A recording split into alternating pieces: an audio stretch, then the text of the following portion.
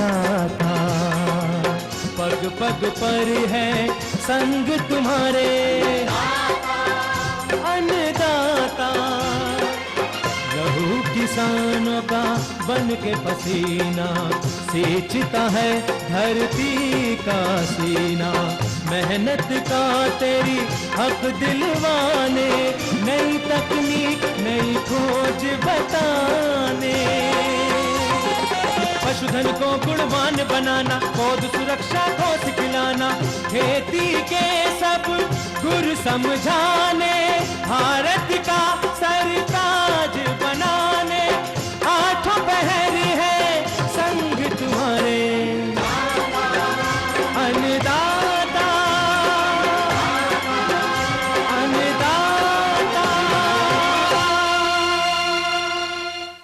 नमस्कार, मैं हूं आपके साथ निदा अहमद। आप सभी दर्शकों का अन्नदाता कार्यक्रम में स्वागत करती हूं। हर रोज की तरह कार्यक्रम में लेकर आई हूं खेती बाड़ी से जुड़ी ही बहुत सी लाभकारी जानकारियां। तो चलिए सबसे पहले देखते हैं क्या है विशेष आज के कार्यक्रम में। विश्व जल दिवस पर अन्नदाता की खास पेशकश।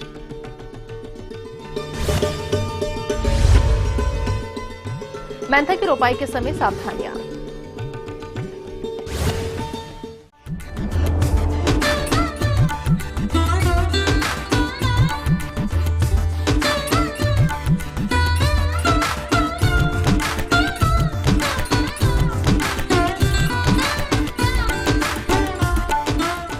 किसान भाइयों, जल प्रकृति की एक ऐसी अनोखी और अनमोल देन है जिसके बगैर जीवन की कल्पना नहीं की जा सकती है। यदि जल न हो तो प्राणियों और वनस्पतियों का अस्तित्व भी मिट जाएगा। और हम जानते हैं कि हमारे उपयोग हेतु जल की मात्रा सीमित ही है।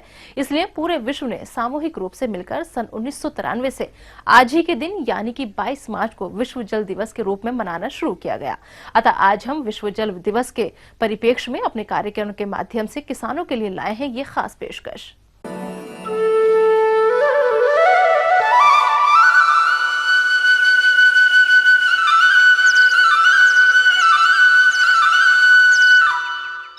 जल प्रकृति की एक ऐसी अनोखी एवं अनमोल देन है जिसके बगैर जीवन की परिकल्पना नहीं की जा सकती है। यदि जल न हो तो प्राणियों एवं वनस्पतियों का अस्तित्व ही मिट जाए। इसलिए तो कहा गया है, जल ही जीवन है। ताजा जल यानी कि फ्रेश वाटर के महत्व एवं महत्ता की जागरूकता हेतु संयुक्त राष्ट्र संघ द्वारा 22 मार्च सन 1993 में प्रत्येक वर्ष 22 मार्च को विश्व जल दिवस के रूप में मनाने का निर्णय लिया गया था। विश्व जल दिवस वर्ष 2016 की थीम है बेटर वाटर बेटर जॉब, क्योंकि दुनिया के कुल श्रमिकों की आधी संख्या यानी कि लगभग 1.5 अरब लोग पानी से संबंधित क्षेत्रों में काम करके ही अपना जीवन चला रहे हैं, क्योंकि उनकी नौकरियां पानी पर ही निर्भर हैं, जिसमें सबसे बड़ा क्षेत्र कृषि ही है जो कि पूरी तरह जल पर निर्भर है, जो मजदूरों के जीवन और आजीविका को बदलने में महत्वपूर्ण भूमिका निभाता है। साथ ही जल समाज और देश की अर्थव्यवस्थाओं को मजबूत करने में अहम भूमिका निभाता है। इस तरह का जब कार्य दिवस मनाया जाता है, दिवस के रूप में मनाया जाता है, तो इसका एक मुख्य उद्देश्य होता है कि लोगों के बीच में एक जागरूकता पैदा करना, और जागरूकता पैदा करके लोगों को सचेत करना है कि हमें जो जल की समस्या है उससे कैसे निपटना है। किसान और आज का जो जागरूक नागरिक है उस सभी लोगों को पता है कि जल एक बहुत ही अमूल्य निधि है और इसका महत्व दिन प्रतिदिन बढ़ता जा रहा है। इसके महत्व बढ़ने का कारण क्या है कि आज बढ़ती हुई जनसंख्या का पोषण करने के लिए हमें अधिक उत्पादन चाहिए, और अधिक उत्पादन बिना अच्छे गुण वाले जल का संभव नहीं। आप देखें तो कहने के लिए हमारे पूरी पृथ्वी पर अगर 2/3 भाग जो है वो जल है, समुद्र में पड़ा हुआ है, लेकिन ऐसा जल वो सिंचाई के उपयुक्त नहीं होता। उसी तरह से आप देख रहे हैं कि बहुत सारा ऐसा जल है जो कि हमारे ज़मीन के अंदर है, लेकिन वो भी किन्हीं न किन्हीं कारण से वो प्रदूषित हो रहा है, तो वो भी हमारे लिए उपयोग नहीं। और अच्छा जल, ये सबको मालूम है कि बरसात से ही, वर्षा से, हम वर्षा के समय अगर हम सचेत रहें, किसान अगर सचेत रहें, तो जो हमें प्रकृति द्वारा उपहार मिलता है हम उसे संचित करके आगे आने वाले दिनों में हम उसका उपयोग। प्रश्न ये उठता है कि इसे हम संचित कैसे करें। वर्षा के जल को संचित करने के लिए दो तरह की व्यवस्थाएं हैं। एक ये है कि ज़मीन के ऊपर बड़े बड़े तालाब के माध्यम के द्वारा हमें एक जागरूकता लानी होगी, और सरकार भी इस दिशा में एक जागरूकता ला रही है कि गांव में जो भी पोखर हैं उनको पुनः पुनर्जीवित किया जाए और उनमें भरपूर मात्रा में जल का संचयन किया जाए। आप लोगों की जानकारी हेतु बता दूं कि पृथ्वी पर मात्र 2.5% ताजा जल ही उपलब्ध है तथा शेष 97.5% जल लवणीय है, जो कि समुद्र जल के रूप में उपस्थित है। यानी कि भूमंडल का 2/3 भाग समुद्र के रूप में जल से घिरा है और जल का चक्र समुद्र से हवा और फिर हवा से समुद्र में बराबर चलता रहता है। फिर भी हमारे उपयोग का जल सीमित है। संपूर्ण उपलब्ध जल का 1% से भी कम जल हमारे पीने, फसलों की सिंचाई व हमारे अन्य उपयोग में आता है। हमारे उपयोग में आने वाले इस जल का करीब 69% भाग दुनिया के लोग फसलों की सिंचाई में उपयोग करते हैं, जबकि हमारे देश में करीब 90% भाग सिंचाई के उपयोग में लाया जाता है। जो जल स्तर घटता जा रहा है और तमाम तरह की सिंचाई में जो परेशानियां आ रही हैं, तो इन सब का जो मूल कारण ये है कि अगर देखें कि जो हमें जल मिल रहा है वो मुख्यतः मिलता है बारिश के पानी के द्वारा। और जब वर्षा जल अगर उसका हम देखें कि पिछले 10 सालों से 15 सालों से तो प्रतिवर्ष उसमें कुछ न कुछ कमी आती जा रही है, या जो वर्षा जो होती थी सामान्यतः जिन महीनों में, तो उन महीनों में न होकर के कुछ आगे पीछे हो जा रही है। और उससे क्या होता है कि जिस समय हमें ज़रूरत हो रही है उस समय हमें वर्षा जल नहीं मिल पाती है। तो जब वर्षा जल हमें नहीं मिलता है तो हम क्या करते हैं कि भूजल जो है, ग्राउंड वाटर, उसका हम उपयोग करते हैं। और इस दशा में वो ग्राउंड वाटर का जो भूजल का जो उपयोग है वो ज़्यादा से ज़्यादा होता जा रहा है।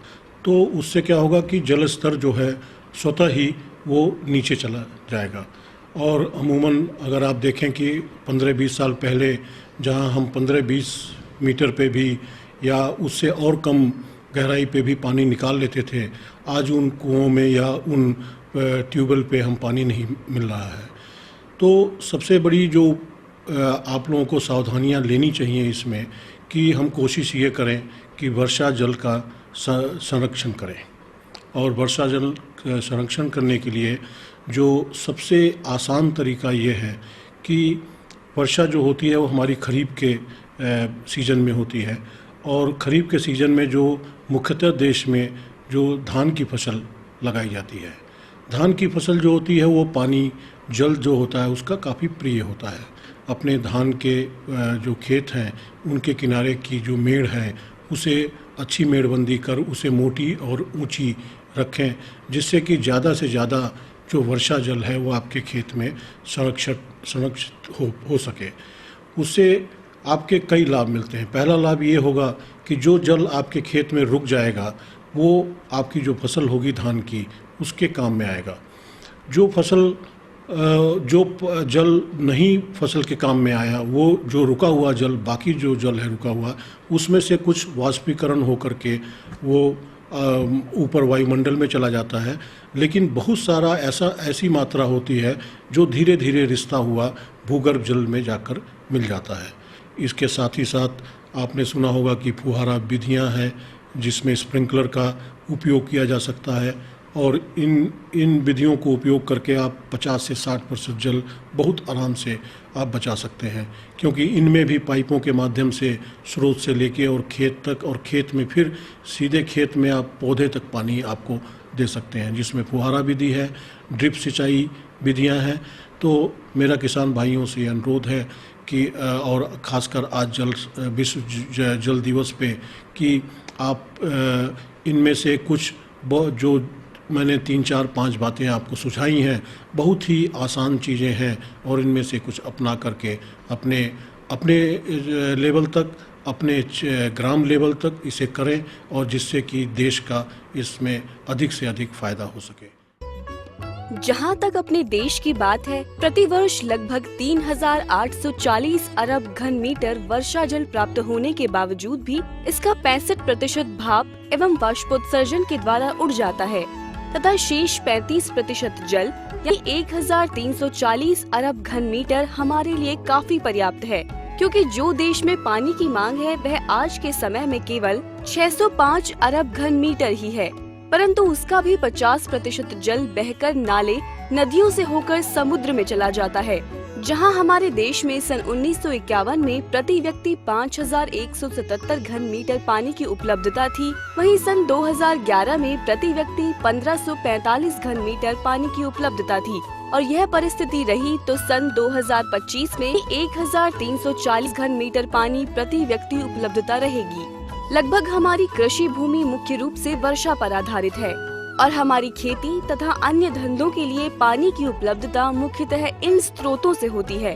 वर्षा से, नहरों से, नलकूपों से, कुओं एवं तालाबों से देश में प्राप्त होने वाली वर्षा का लगभग 90% से भी अधिक भाग मॉनसून के 50 से 80 दिन की अल्प अवधि में ही प्राप्त होता है, जो देश की भौगोलिक विविधता के कारण असमान रूप से वितरित होती है।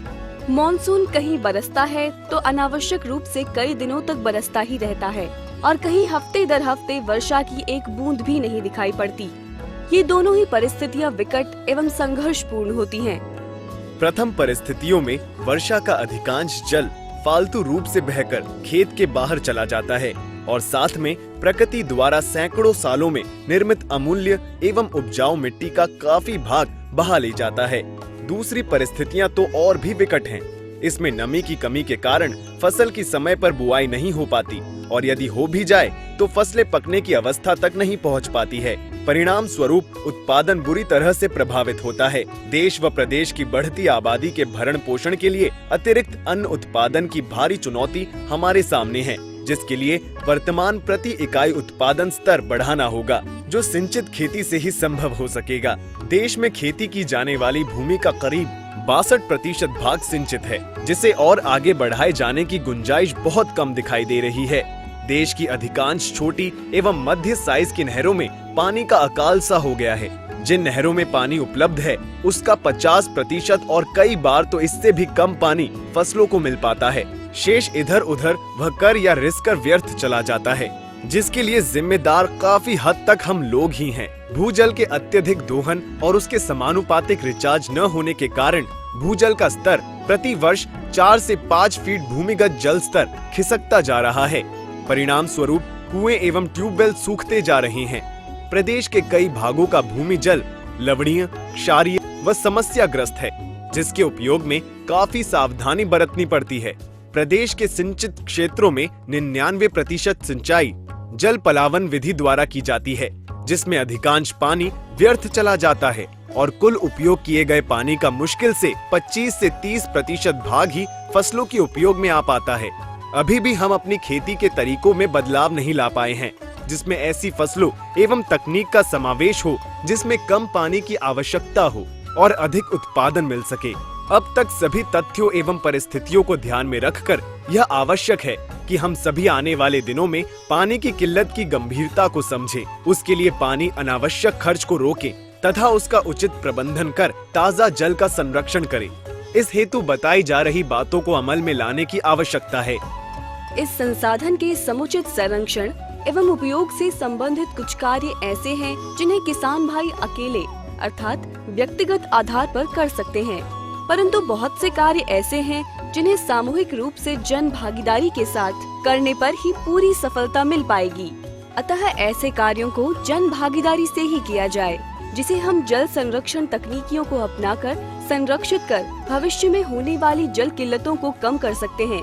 इस हेतु जल संरक्षण उपाय वाली तकनीकियों जैसे वाटर सेट प्रबंधन के तहत कंटूर, चेक डैम, मेड़बंदी, कृषि वानिकी के अलावा वाटर हार्वेस्टिंग करके ताज़ा जल को संरक्षित कर सकते हैं।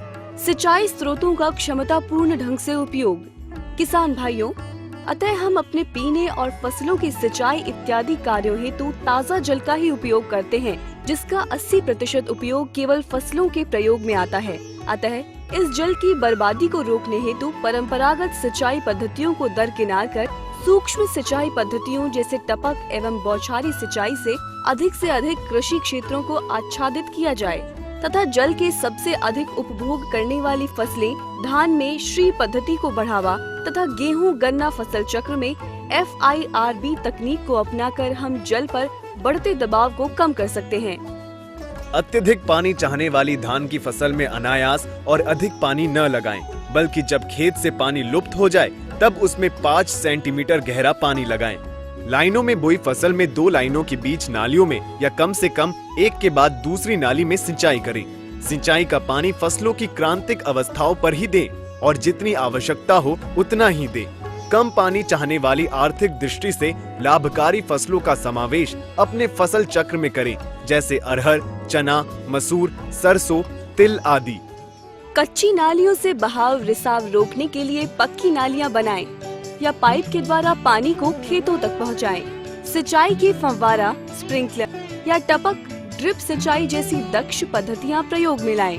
धरती को प्राप्त होने वाले जल के मुख्य स्रोत वर्षा के जल का संरक्षण, खेत का पानी खेत में, गांव का पानी गांव में नारे के अनुरूप जल ग्रहण क्षेत्र विकास कार्यों के सिद्धांत पर करें और जल के एक एक बूंद का सार्थक एवं संरक्षण उपयोग करें।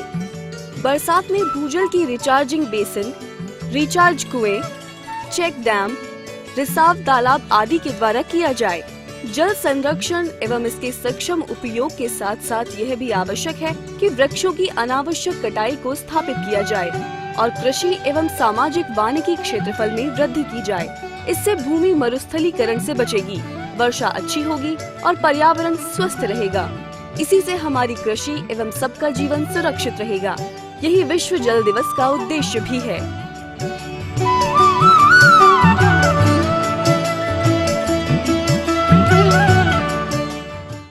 तो ये थी कुछ उपयोगी जानकारियां। अब लेते हैं एक छोटा सा ब्रेक और जल्द लौटेंगे। कार्यक्रम में आगे है महत्वपूर्ण जानकारियां, तो बने रहिए हमारे साथ।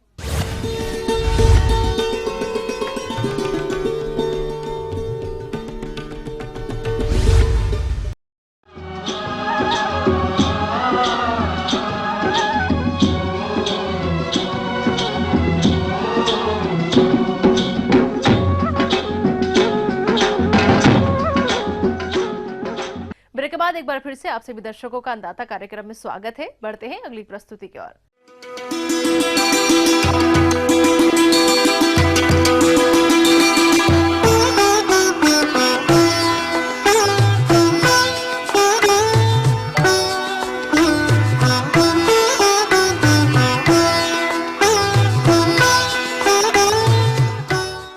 खाने पीने की चीजों में होने वाले ठंडेपन का एहसास असल में मेंथा यानी कि पिपरमिंट की देन है। इस ठंड में यूपी के किसानों का फंडा लगा हुआ है। विश्व में 22,000 टन मेंथा ऑयल का उत्पादन होता है। इसमें से 19,000 टन तेल अकेले भारत में निकाला जाता है। इसका भी 90% हिस्सा यूपी में पैदा होता है। यूपी के बाराबंकी, सीतापुर, बलरामपुर, लखनऊ, बदायूं, रामपुर और बरेली में इसकी खेती होती है। इस एरिया के किसान आलू की खुदाई के बाद किसान भाई मेंथा की रोपाई जोरों से कर रहे हैं। आइए जानते हैं एक प्रगतिशील किसान से उनका अनुभव। तो उनकी जड़ ला करके उसके बाद जो है उसको कटा करके उसकी जो है मतलब बेसार किया जाता है। उसके 1.5 महीने बाद जो है उसको नर्सरी तैयार हो जाती जो है, तो उसके बाद फिर जो है मतलब खेत जोत मया करके पानी भरवा करके तब फिर जो है उसकी रोपाई की जाती है। करीब 3 महीने 3-3.5 महीने में तैयार हो जाती है।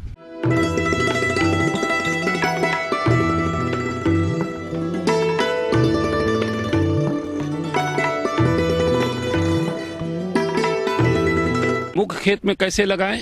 मुख्य खेत के लिए आप फरवरी से लेकर मार्च के अंतिम सप्ताह तक जब भी आपका खेत खाली हो उस समय आप इसको लगा सकते हैं। लगाने का तरीका ये है कि आप जैसा धान लगाते हैं वैसे आप खेत तैयार कर लें और क्यारियां बना लें सिंचाई की सुविधा के अनुसार, और उसमें आप फास्फोरस और पोटास, जो फास्फोरस की मात्रा है और पोटास की वो है 1 हेक्टेयर के लिए 40 किलोग्राम फास्फोरस और 40 किलोग्राम पोटास लगाने के पहले आप मतलब जब आप रोपाई करें उसके पहले आप खेत में उसको आप वो कर दीजिए, छिड़काव कर दीजिए। उसके बाद आप रोपाई करें। लाइन से लाइन की दूरी अगर आप फरवरी में लगा रहे हैं उसमें आप 45 सेंटीमीटर रहे या 1.5 फुट, आप पौध से पौध आपकी 8 इंच की दूरी पर आप या 20 सेंटीमीटर की दूरी पे लगाएंगे। जब आप मार्च में लगाएं तो जो 45 सेंटीमीटर मैंने बताई है उसको आप करीब करीब 16 इंच में ले आएं या 40 सेंटीमीटर पे कर लें, और पौध से पौध की दूरी वही रखेगी जो फरवरी में लगाने के लिए होती है। अगर आपको इसका जो पेंडामिथिलिन का नामक रसायन जो इसमें खरपतवार नियंत्रण के लिए प्रयोग किया जा सकता है, उसको आप 1 हेक्टेयर के लिए 3.3 लीटर दवा 600 लीटर पानी में मिलाएं और रोपाई के तुरंत बाद उसको खेत में उसका 2 दिन के अंदर 2 से 3 दिन के अंदर उसको आप उसका छिड़काव कर दें। जिसने भी चौड़ी पत्ती वाली खरपतवार हैं वो उसमें कम से कम 45-50 दिन तक आपके खेत में नहीं आएंगे। करीब 40-45 दिन बाद इसमें एक निराई करके एक गुड़ाई अवश्य कर दें। उसके बाद फिर उसमें आप जो नाइट्रोजन देना है, अगर आप एक कटाई लेने जा रहे हैं तो 1 हेक्टेयर के लिए 80 किलोग्राम नाइट्रोजन या उसको यूरिया के रूप में आप बदल लीजिएगा। 2.22 से गुणा करके उसको बदला जा सकता है और उसको 3 हिस्सों में डालिए। हर 15-15 दिन में आप इसको खाद का प्रयोग, सिंचाई जब नमी हो पर्याप्त उस समय इसकी आप उसका बुरकाव कर सकते हैं। बलुअर जमीन में इसमें करीब 10 दिन के 8 से 10 दिन के अंतराल पे पानी आपको देना है। पानी बहुत ज़्यादा एक साथ भरना नहीं, जैसे आप आलू में हल्का पानी लगाते हैं उसी बीच से उसमें आप हल्का पानी लगाएं। अगर आपकी दोमट मिट्टी है तो आप 12 से 14 दिन के अंतराल पर आप सिंचाई करेंगे और करीब करीब 80 से 90 दिन के बाद पौधा जो है कटाई के लिए तैयार हो जाएगा। तो 90 दिन बाद आप नीचे से इसकी कटाई कर लें।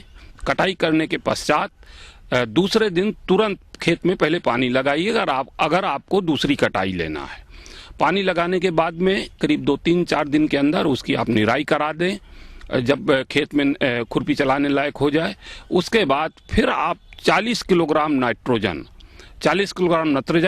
का 2 बार में 20-20 किलोग्राम 2 बार में 15-15 दिन के अंतराल पे आप उसका खेत में बुरक दें और पानी देते रहें। करीब 60 दिन बाद दूसरी कटाई आप ले सकते हैं। इस तरह से 2 कटाइयों से अगर हम देखें तो पहली कटाई से 1 हेक्टेयर से इस बीज से करने पे करीब करीब 120 किलोग्राम तेल प्राप्त होता है और दूसरी कटाई से करीब 50 से 60 किलोग्राम तेल आ जाता है। तो इस तरह से 170-80 किलोग्राम तेल आप 1 हेक्टेयर से 2 कटाई से प्राप्त कर सकते हैं। बिक्री की कोई समस्या नहीं है।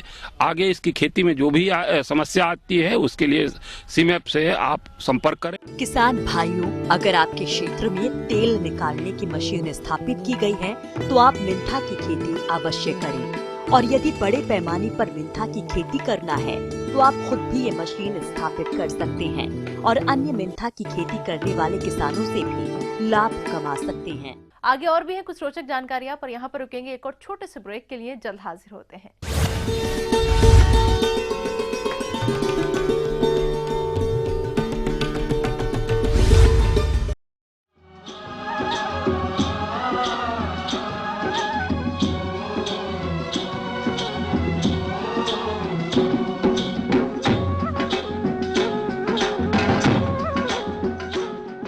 ब्रेक के बाद आप सभी दर्शकों का स्वागत है। चलिए अब रुक करते हैं अगली कड़ी की ओर।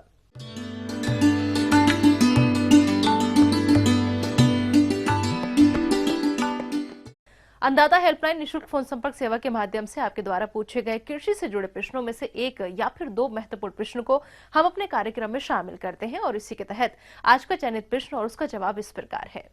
निःशुल्क अन्नदाता हेल्पलाइन में आज हमने जिस प्रश्न को शामिल किया है उससे पूछा है बरपुर मऊ के शिवनाथ कुशवाहा ने, आपने प्याज की फसल में कीटों के नियंत्रण पर जानकारी चाहिए है, तो इसके लिए देखिए कार्यक्रम का यह अंश। किसान भाइयों, प्रदेश में अगर हम प्याज वर्गीय फसलों की बात करें तो प्याज विशेष रूप से हमारे किसान भाई इस वक्त जो ग्रीष्म काल प्याज है उसकी खेती करते हैं। कीट की जब हम बात करते हैं तो इसमें बहुतायत में तो कीटों की समस्या नहीं आती है, लेकिन फिर भी कई बार जो एफिड जैसिड जो रस चूसक कीट हैं इनकी समस्या इस फसल में देखी जाती है। तो प्याज की फसल में अगर इस तरीके की देख रहे हैं तो आपने देखा होगा कि पत्तियों में रस चूसक कीट लगते हैं तो पत्तियां सिकुड़ सी जाती हैं, मुड़ सी जाती हैं। तो अगर आप निरीक्षण कर रहे हैं तो इस तरीके की अगर कोई समस्या आपके खेत में दिख रही है तो आपको चाहिए कि आप इमेडाक्लोप्रिड, जिसकी लगभग 1.5 से 2 ml मात्रा अगर आप उपयोग करते हैं तो निश्चित रूप से आपको सारे रस चूसक जो कीट हैं उनकी समस्याओं से निजात मिलेगी। इसके अलावा कई बार देखा गया है कि पौधों में रोगों की समस्या भी दिखाई देती है, जैसे कि जो ऊपर से टिप वाली जो बीमारी कहलाती है प्याज में, ये विशेष रूप से देखी जाती है। ऊपर से पत्तियां सूखना प्रारंभ हो जाती हैं और कई बार देखा गया है कि जो हमारी फसल है उसमें किसान भाई आपने देखा होगा कि हमारी प्याज की फसल में कई बार धब्बे से दिखाई देते हैं और ये कुछ नीले से रंग के दिखाई देते हैं। इस प्रकार की जब समस्या आती है तो आपको चाहिए कि आपकी फसल में अगर रोगों की समस्या दिखाई दे रही है तो आप फफूंदीनाशक जो दवा है उसका इस्तेमाल करें। उसमें विशेष रूप से डायथेन M45 या मैनकोजेब, इसकी लगभग 2 से 3 ग्राम मात्रा प्रति लीटर पानी में घोल बनाकर अगर आप प्याज की फसल में छिड़काव करते हैं तो निश्चित रूप से आपकी प्याज की फसल में इन जो रोगों की समस्या है इससे निजात मिलेगी और आपकी फसल की गुणवत्ता बनी रहेगी।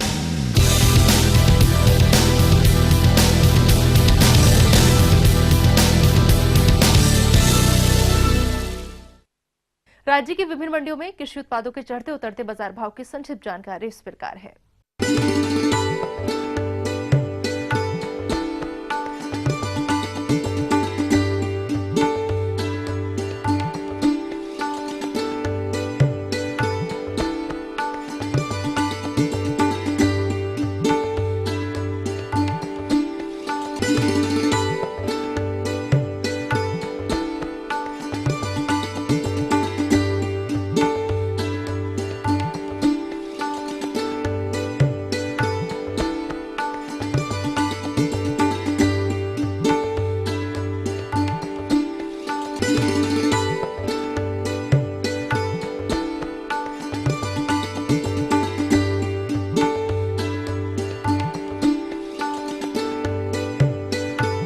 हम ये उम्मीद करते हैं कि आज का कार्यक्रम आप सभी दर्शकों के लिए उपयोगी रहा होगा। किसान भाइयों, अन्नदाता आपकी सेवा के लिए संकल्परत है।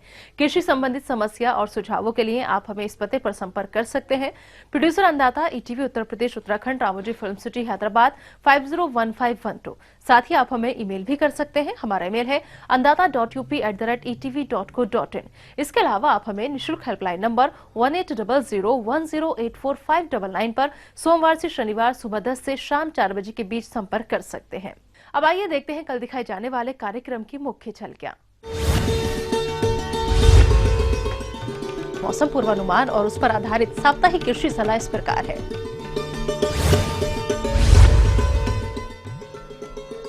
लेमन ग्रास की खेती करके किसान ले सकते हैं अधिक आय। फिलहाल अन्नदाता की पूरी टीम को आप दीजिए इजाजत। कल फिर इसी समय आपसे होगी मुलाकात कृषि संबंधित कुछ और महत्वपूर्ण जानकारियों के साथ। नमस्कार।